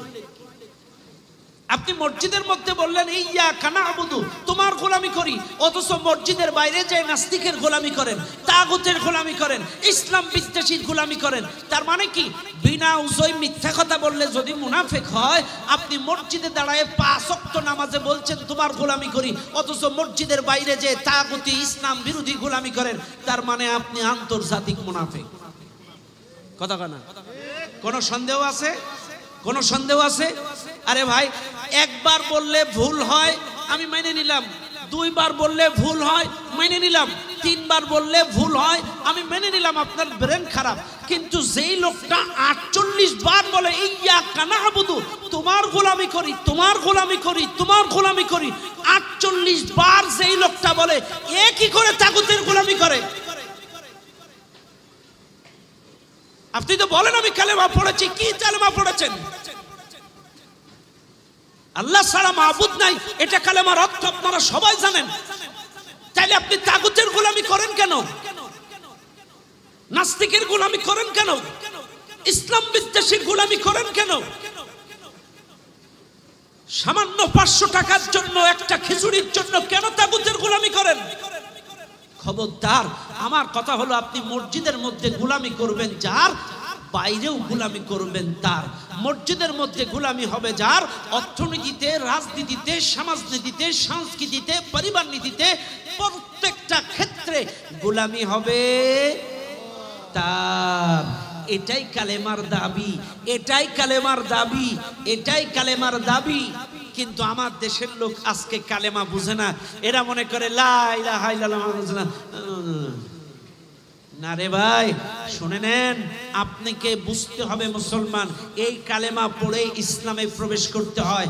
আপনি যদি কালেমার দাবি আদায় না করেন, আপনি ইসলামে প্রবেশ করতে পারবেন না। আল্লাহ এই কথাই বলছেন, উদখুলু ফিস সিলমি কাফা। এই কথা কেন বললো? আল্লাহ তো বলতে পারতো ইয়া আইয়ুহান নাস, হে মানুষ সকল, ইসলামের মধ্যে দাখিল হও। তাইলে সুদখোর, ঘুষখোর, জেনাখোর, খাস সকল মানুষ ঢুকে যেত, যে এরা ইসলাম মানে না, তোমরা ইসলামের মধ্যে ঢুকে যাও। কিন্তু আল্লাহ কিন্তু তা বলে নাই। আল্লাহ বলছে ইয়া আইয়ুহাল্লাযীনা আমানু, হে যারা ঈমান এনেছো, উদখুলু ফিস সিলমি কাফা। তার মানে বোঝা যায় ঈমান আনার পরেও এই পৃথিবীর অনেক মানুষ পরিপূর্ণ ইসলাম মানে না। মসজিদে আল্লাহর গোলামি করে কিন্তু রাজনীতিতে গোলামি করে না। মসজিদে আল্লাহর গোলামি করে কিন্তু অর্থনীতিতে গোলামি করে না। মসজিদে আল্লাহর গোলামি করে কিন্তু পরিবারের মধ্যে আল্লাহর গোলামি করে না। আমার এক ভুল বুঝেন না, বুঝার চেষ্টা করেন। এমনও লোক আছে জোহরের নামাজ, আসরের নামাজ, মাগরিবের নামাজ পড়ে জামাতে, আর ওনার 22 বছর 18 বছরের মেয়েটা কোনো একটা পার্কে পরপুরুষের সাথে বাদাম খাচ্ছে বেগানা ভাবে জামাতে। রাগ করেন না আপনারা। এখন এই ঠান্ডার সময় পিকনিকের সফর, কেউ কক্সবাজারে যাচ্ছে, কেউ কুয়াকাটায় যাচ্ছে। আপনি হাজী সাহেব নামাজ পড়ছেন জামাতে, আপনার মেয়েটা কক্সবাজারে পরপুরুষের সাথে বেপরদায় একটা গেঞ্জি গায়ে দিয়ে গোসল করছে জামাতে। এবার বলেন, আপনার পরিবারে কি আল্লাহর গোলামি আছে? আপনার পরিবারে ইসলাম আছে? তাইলে আপনি তো বললেন লা ইলাহা ইল্লাল্লাহ, আল্লাহ ছাড়া মাবুদ নাই। এ ভাই, খালি কপালটা মসজিদে নত করবেন, আপনার পরিবারের মধ্যে আল্লাহর গোলামি করবেন না? পরিবারের মধ্যেও আল্লাহর গোলামি করতে হবে। আপনার পরিবারের সদস্যদেরকেও শরীয়তের বিধিবিধান মতো চালাতে হবে। আমি আশ্চর্য হয়ে যাই, এদেশের অনেক মানুষ আছে, এরা আবেগের বশত বলে আমার মেয়ে আমার আত্মা, আমার মেয়ে আমার কলিজা, আমার মেয়ে আমার আত্মা, আমার মেয়ে আমার কলিজা, আমার কলিজারে বিয়ে দিলে আমি কেমনে থাকবো, এরকম অনেক কথাই বলে। আচ্ছা, আপনার কাছে আমার প্রশ্ন, আপনার মেয়ে যদি আপনার আত্মা হবে, আপনার মেয়ে যদি আপনার কলিজা হবে, বাইরে কলিজা তো বাইরে রাখার জিনিস না। কথা না, কলিজা তো বাইরে রাখার জিনিস না।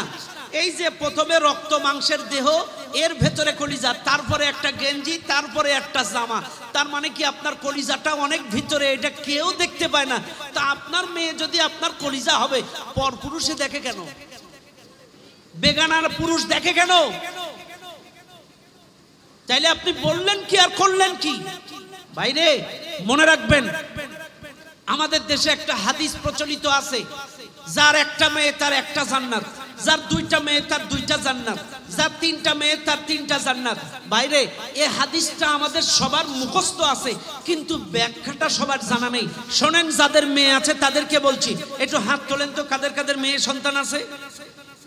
এই তো আলহামদুলিল্লাহ, সবাই তো সুখী ভাগ্যবান মানুষ, হাত নামান। তাইলে শোনেন, আমাদের দেশে একটা হাদিস প্রচলিত আছে, যার 1টা মেয়ে তার 1 জান্নাত, যার 2 মেয়ে তার 2 জান্নাত, যার 3 মেয়ে তার 3 জান্নাত। এটা তো শাব্দিক অর্থ। ব্যাখ্যাটা হলো, যার 1টা মেয়ে তার 1 জান্নাত কখন? ওই মেয়েটাকে সুশিক্ষায় শিক্ষিত করে, দ্বীনি শিক্ষায় শিক্ষিত করে, এরপরে প্রাপ্তবয়স্ক হলে সুপাত্রের হাতে উঠায়া দিতে পারলে একটা জান্নাত। আবার বলছি, সুশিক্ষায় শিক্ষিত করে সুপাত্রের হাতে উঠায়া দিতে পারলেই একটা জান্নাত। এখন আপনি আপনার মেয়েটাকে সুশিক্ষায় শিক্ষিত মানে কি? তাকে শালীনতার সাথে, পদ্মার সাথে, হাত মোজা পা মোজা পরায়ে এলমে দিন শিক্ষা দেবেন, হাফেজা বানাবেন, আলেমা বানাবেন। এরপরে কি? একটা ঘুষখোর জামাই দেখে বিয়ে দেবেন, তাই না? হাদিসটার ব্যাখ্যা হলো, সুশিক্ষায় শিক্ষিত করে সুপাত্রের হাতে উঠায় দিতে হবে। আপনার মেয়েকে পদ্মার সাথে, শালীনতার সাথে, আলেমা হাফেজা বানানোর পরে একজন দিনদার পরেজগার আলেম হইলে তো গোল্ডেন প্লাস, ইমাম হলে, এই মুফতি হলে, মুহাদ্দিস হলে, আলেম হলে, এলে তো গোল্ডেন প্লাস। আর যদি তাও না হয়, অন্তত নামাজি, রোজাদার, পরেজগার, দিনদার একটা পাত্র দেখে বিয়ে দেবেন। এমনও সচেতন নাগরিক আমার দেশে আছে, 5 ওয়াক্ত নামাজ পড়ে হাজি সাহেব, অথচ মেয়ে বিয়ে দেওয়ার সময় ঘুষখোর জামাই, মেয়ে বিয়ে দেওয়ার সময় সুদখোর জামাই, ঘুষখোর জামাই, ব্যাংকার জামাই, চাকরিজীবী জামাই। আমি বিরোধিতা করছি না, শুধু বোঝানোর জন্য বলছি। আপনি তারে পদ্মার সাথে মানুষ করলেন, কোনো দিন আপনার মেয়েকে পরপুরুষে দেখলো না, কোনো দিন আপনার মেয়ে গুনাহের কাজ করলো না, এলমে দিন শিক্ষা করলো। আর বিয়ে দেওয়ার সময় এমন একটা ছেলের সাথে দিলেন যে ইসলাম বোঝে না, যার মধ্যে দিন নাই, এলেম নাই, যে কাকে পদ্মায় রাখতে হবে কিভাবে তার মর্যাদা বুঝলো না, এমন একটা ছেলের সাথে বিয়ে দিলে হবে না। সুশিক্ষায় শিক্ষিত করে সুপাত্রের হাতে উঠায় দিতে পারলেই একটা জান্নাত। যার 3 মেয়ে 3 জান্নাত, সুশিক্ষায় শিক্ষিত করে সুপাত্রের হাতে উঠায়া দিতে পারলে আলহামদুলিল্লাহ। এখানে যে বাচ্চাগুলো আছে, এই বাচ্চাগুলোর বাবা মায়েরা সৌভাগ্যবান, নিঃসন্দেহে সৌভাগ্যবান, কারণ তাদেরকে সুশিক্ষা দিচ্ছে, আজকে এলমে দিন শিক্ষা দিচ্ছে, তারা তাদের পদ্মার গুরুত্ব বুঝবে। আজকে দেখেন না, ম্যাক্সিমাম মাহফিলে গেলে আমাদেরকে বলে, হুজুর একটু পরকিয়া সম্পর্কে ওয়াজ করেন। এত পরকিয়া বেড়ে গেছে আমাদের সমাজে, কল্পনার বাইরে। কাজে আজকে আমাদের বাচ্চাদেরকে পরকিয়া ব্যাপারে, জেনার ব্যাপারে, গুনাহের ব্যাপারে, বেগানা পুরুষের ব্যাপারে পর্দার গুরুত্ব নিয়ে, কণ্ঠ কাদের সাথে উঁচু করা যাবে, কাদের সামনে চেহারা দেখা যাবে, মাহারাম কারা আর বেগানা কারা, সব শিক্ষা তাদেরকে এই মাদ্রাসায় দেওয়া হচ্ছে। যার কারণে আজকে ওই যে রাসূল তো বলেই দিয়েছে, তুমি যখন বিয়ে করবে দিনদার দেখবে, বংশ দেখবে, এরপরে সৌন্দর্য দেখবে, আর একটা কি? সম্পদ। এখন আসেন, আপনার 3টা আছে কিন্তু দিন নাই। কি নাই? 3টা আছে কিন্তু দিন নাই। আপনার স্ত্রীর মধ্যে যদি দিন না থাকে, ইলমে দিন না থাকে, তাইলে ও কেমনে আপনার এই সব কিছু রক্ষা করবে? ও তো পরকিয়া করবেই, কারণ ওর মধ্যে দিন নাই। ওর চেহারা আছে কিন্তু ওর মধ্যে দিন নাই, ও তো গুনাহে লিপ্ত হবে, ও তো এর ওর সাথে ভেগে যাবে, কারণ ওর মধ্যে দিন নাই। বাইরে আজকে আপনাদেরকে একটা মাসলা বলে যায়, শোনেন। মাসলাটা হলো, একটা সন্তান, ছেলে সন্তান বা মেয়ে সন্তান হোক না কেন, সন্তানের জন্য মা বাবার খেদমত করা ফরজ। আবারও বলছি, সন্তানের জন্য মা বাবার খেদমত করা ফরজ, এটা সন্তানের জন্য। কিন্তু বৌমার জন্য কি? বুঝেন, কিন্তু গুরুত্বপূর্ণ একটা মাসলা। সন্তানের জন্য পিতামাতার খেদমত করা ফরজ, কিন্তু বৌমার জন্য শ্বশুর শাশুড়ির খেদমত কি ফরজ না? বুঝেন কিন্তু মাসলাটা, সন্তানের জন্য মা বাবার খেদমত ফরজ, কিন্তু বৌমার জন্য সন্তানের এই শ্বশুর শাশুড়ির খেদমত করা ফরজ নয়, এটা খালি সন্তানের জন্য ফরজ।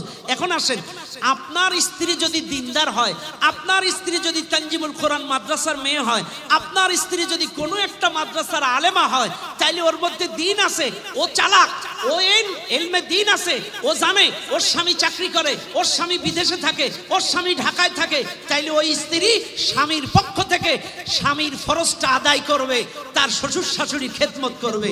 সুবহানাল্লাহ বলেন, সুবহানাল্লাহ বলেন। কারণ স্ত্রী জ্ঞানী, স্ত্রীর মধ্যে দ্বীন আছে, স্ত্রীর মধ্যে ইলম আছে। এই জন্য আপনার জন্য আপনার মা বাবার খেদমত করা ফরজ, কিন্তু চাকরির কারণে, ব্যবসার কারণে, প্রবাসী থাকার কারণে আপনি মা বাবার খেদমত করতে পারেন না।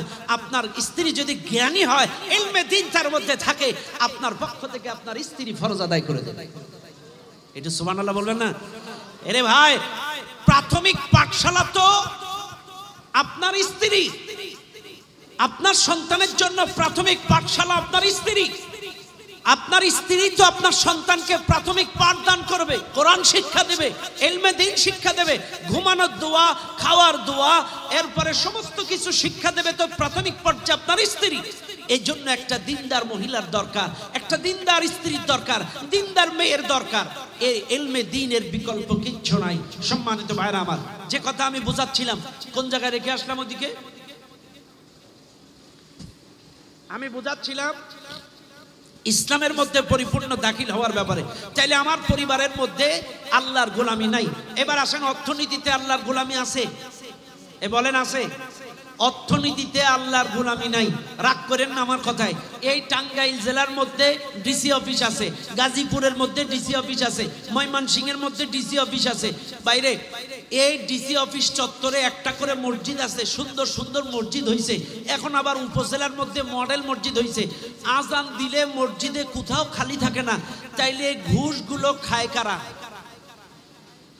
এ কথা কানা, ঘুষগুলো খায় কারা? এই দুর্নীতিগুলো করে কারা? কেন? জেলা পরিষদের মধ্যে তো মসজিদ আছে, ওই আপনার ওই এলজিজি কি বলে, এলজিডির মধ্যে তো মসজিদ আছে। চাইলে এই দুর্নীতিগুলো করে কারা? তাইলে বোঝা গেল অর্থনীতিতে আল্লাহর গোলামি নাই। মসজিদের মধ্যে আপনি আল্লাহর গোলামি করছেন, ইয়াকা না'বুদু, তোমার গোলামি করি মসজিদের মধ্যে, কিন্তু অর্থনীতিতে ডিসি অফিসে, ভূমি অফিসে, টিউনো অফিসে। কথা কানা? কালেমার অর্থ কি? আল্লাহ ছাড়া কোনো মাহবুদ নাই। তাহলে সব জায়গায় এক আল্লাহর গোলামি করতে হবে, এটা কালেমার দাবি, এটা কালেমার দাবি। তাইলে আপনাকে অর্থনীতিতেও আল্লাহর গোলামি করতে হবে। সামান্য আমার একটা কথা বলি, আমার বাস্তব জীবনের একটা উদাহরণ আপনাদেরকে দেই। আমি সর্বপ্রথম অনেক আগে ডাচ বাংলা ব্যাংকে একটা অ্যাকাউন্ট করেছিলাম। মনে রাখবেন, প্রথম পর্যায়ে। কারণ আমার বন্ধু একটা ডাচ বাংলা ব্যাংকে চাকরি করত, সে আমারে পড়ায় চড়ায় ডাচ বাংলা ব্যাংকে নিয়ে গেল, একটা অ্যাকাউন্ট করলাম। অ্যাকাউন্ট করার পরে কিছুদিন পরে আমার একটা চেক বই হারায় গেছে। এখন আমার টাকা তোলার দরকার, ইমার্জেন্সি টাকা লাগবে। তো এখন কি করি? এখন ব্যাংকে গেলাম, আমার চেক বই লাগবে। বলছে, হুজুর আপনার চেক হারাইছেন, আগে আপনাকে থানায় জিডি করতে হবে, ওই জিডির কপি একটা আমাদের কাছে দিতে হবে, তারপরে আপনাকে আমরা নতুন একটা চেক বই দিব। আচ্ছা ঠিক আছে। আমি থানায় গেলাম। থানায় যেয়ে দেখি মহিলা ইনচার্জ, যিনি দারোগা বসে আছে অফিসার, উনি মহিলা। আমি ওনারে যেয়ে বলছি, ম্যাডাম আমার একটা চেক হারাইছে, একটা সিগনেচার করে দেন। বলছে, হুজুর পরে আসেন। কিছুক্ষণ পরে যে বলছি, ম্যাডাম একটা জিডি করা লাগবে। ও হুজুর পরে আসেন। আবার গেছি, হুজুর পরে আসেন। 2-3 ঘন্টা ঘুরলাম, আমারে পাত্তাই দিল না। বিকাল বেলায় এক বেটা পুলিশ এসে বলছে, হুজুর আপনি হুজুর মানুষ, বাংলা বোঝেন না, কটা টাকা দেন। কয়টা টাকা দিলাম। এই পুলিশটা মহিলা দারোগার হাতে দিয়ে দিলেন। মহিলা আমার সামনে, যখন আমি আবার পরবর্তীতে গেলাম, মহিলা দারোগা বলছে, হুজুর আপনি কি করতে এসেছেন বলবেন তো? সারাদিন ঘুরছি, উনি বুঝে নাই আমি কিসের জন্য আসছি। যেই কিছু পড়ছে অমনি আমার বলছে, হুজুর আপনি বলবেন তো কি করতে চাইছেন। তাইলে আমার প্রশ্ন হলো, আমার মতো হুজুর এই দেশ বিদেশে ওয়াজ করি, তাইলে আমি যদি ঘুষ ছাড়া একটা জিডি করতে না পারি, তাইলে ওয়াজ করে লাভ কি? আপনি হাজী সাহেব, আপনি ভূমি অফিসে যান, আপনার জমির খাজনা মাত্র 10 টাকা, এমন মারফাজ দিবে আপনারে 10,000 টাকা দিয়ে আসা লাগবে। তাইলে আপনি হজ করে লাভ কি যদি 10,000 টাকা ঘুষ দিয়ে 10 টাকার খাজনা দেয়া লাগে? তাইলে সমাজটাকে অর্থনীতির থেকে এই দুর্নীতি বন্ধ করতে হবে, অর্থনীতিতে এক আল্লাহর গোলামি করতে হবে। আর যতক্ষণ পর্যন্ত ঘুষ মুক্ত, দুর্নীতি মুক্ত অর্থনীতি কায়েম করতে না পারবেন, কালেমার দাবি আদায় হবে না। এজন্য অর্থনীতিকে দুর্নীতিমুক্ত করতে হবে, এটা কালেমার দাবি। মসজিদের মধ্যে গোলামি করেছেন যার, অর্থনীতিতেও গোলামি করতে হবে তার। এবার আসে রাজনীতিতে আল্লাহর গোলামি করতে হবে। মসজিদের মধ্যে গোলামি হবে যার, রাজনীতিতেও গোলামি হবে তার। এখন আপনারা বলবেন হুজুর রাজনীতিতে গোলামি কেমনে করব? এখন আসেন রাজনীতিতে গোলামি করবেন কিভাবে, আমি আপনাদেরকে একটু শিখাই দেই। মনে করেন সখীপুর বাস স্ট্যান্ডে গেছেন, সখীপুর বাস স্ট্যান্ডে যাই ওই একটা বেজে গেছে, হ্যাঁ বোঝার চেষ্টা করেন, আমি বোঝানোর জন্য বলছি।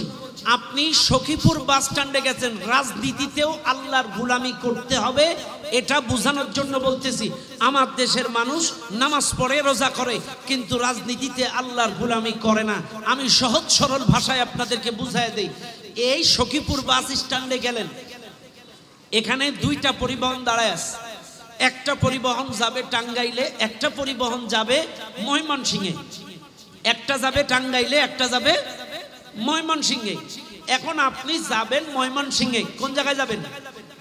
আপনি যাবেন ময়মনসিংহে, আপনি টাঙ্গাইলের পরিবহনে বা সিরাজগঞ্জের পরিবহনে উঠছেন। ভালো করে বুঝবেন, আপনাদেরকে বোঝানোর জন্য বলছি। আপনি যাবেন কোন জায়গায়? ময়মনসিংহে। আপনি পরিবহনে উঠলেন সিরাজগঞ্জে, সিরাজগঞ্জের পরিবহনে উঠে আপনি দোয়া করছেন, ইন্নাল্লাহা মা'আস সাবিরিন, সুবহানাল্লাযী সাখখারা লানা হাযা ওয়া মা কুন্না লাহু মুকরিনিন ওয়া ইন্না ইলা রাব্বিনা লামুনকালিবুন, বিসমিল্লাহি তাওয়াক্কালতু আলাল্লাহ, হাসবুনাল্লাহু নি'মাল ওয়াকিল, নি'মাল মাওলা ওয়া নি'মান নাসির। তার মানে গোষ্ঠী শুদ্ধা সব দোয়া পড়লেন এবং বলছেন আল্লাহ তুমি তো ধৈর্যশীলের সঙ্গে আসো। ধৈর্য ধরে সব দোয়া পড়ে আমি সিরাজগঞ্জের বাসে উঠে বসলাম, সহি সালামতে আমারে ময়মনসিংহে পৌঁছায়া দাও। দোয়া কবুল হবে না? কথা কোন হবে? হবে হবে কথা বুঝছেন? কিন্তু চাইলে সিরাজগঞ্জের বাসে উঠে ময়মনসিংহের দোয়া করলে কবুল হবে। দোয়া কবুল হবে তখন ময়মনসিংহের বাসে উঠে বসে দোয়া করবেন যখন। এখন বাস্তব, চাইলে সিরাজগঞ্জের বাসে উঠে যেমন ময়মনসিংহের দোয়া কবুল হয় না, আপনি যে রাজনৈতিক নামক গাড়িতে আছেন, আপনার বুকে হাত দিয়ে প্রশ্ন করেন, আপনার ওই গাড়িটা জান্নাতে যাবে তো? আপনার বিবেক যদি বলে আমার গাড়ির ড্রাইভার জান্নাত চিনে না, স্টেশনে স্টেশনে নামাজের বিরতি দেয় না, এই গাড়ির ড্রাইভার নীতি নৈতিকতার কথা বলে না, এই গাড়ি জান্নাতে যাওয়ার কোনো আশঙ্কা নেই, তাহলে এখনো সময় আছে। সিরাজগঞ্জের বাসে চেপে যদি ময়মনসিংহে যাওয়া না যায়, এই দুনিয়ার সব গাড়িতে উঠলে জান্নাতে যাওয়া যাবে না। যেই গাড়িতে চললে জান্নাতে যাওয়া যায়, কোরআন নামক গাড়িতে উঠে বসেন, আল্লাহর জান্নাতে চলে যান। কথা কান আলহামদুলিল্লাহ। সম্মানিত ভাইরা আমার, আমি আপনাদেরকে বোঝাচ্ছিলাম উদখুলু ফিস সিলমি কাফা। ইসলাম মানলে সব মানতে হবে, কিছু মানবেন কিছু মানবেন না তা হবে না, সব জায়গায় ইসলাম মানতে হবে। অর্থনীতি, পরিবার নীতি, রাজনীতি, সমাজনীতি, গোটা জিন্দেগিতে এক আল্লাহর গোলামি করতে হবে, ইসলামের মধ্যে পরিপূর্ণ দাখিল হতে হবে। এটাই হলো আজকের আলোচনার মূল থিম। তবে ইসলামী দ্বীনি শিক্ষা, ইলমি শিক্ষার উপরে আমি যে কথাগুলো বললাম বা আমার আগেও যে কথাগুলো হলো, আল্লাহ পাক আপনাকে আমাকে বাস্তব জীবনে প্র্যাকটিক্যালি আমল করে আমার আপনার বাচ্চাদেরকে এই তানজিমুল কোরআন মাদ্রাসায়, এই দ্বীনি প্রতিষ্ঠানে ভর্তি করে, এই দ্বীনি প্রতিষ্ঠানে সঙ্গে সম্পৃক্ত করে আমাদের বাচ্চাদেরকে ইলমে দ্বীন শিক্ষা দিয়ে ইহকালের শান্তি, পরকালের মুক্তি পাওয়ার জন্য যোগ্য করে তৈরি করে তোলার তৌফিক দান করুন, বলেন আমিন।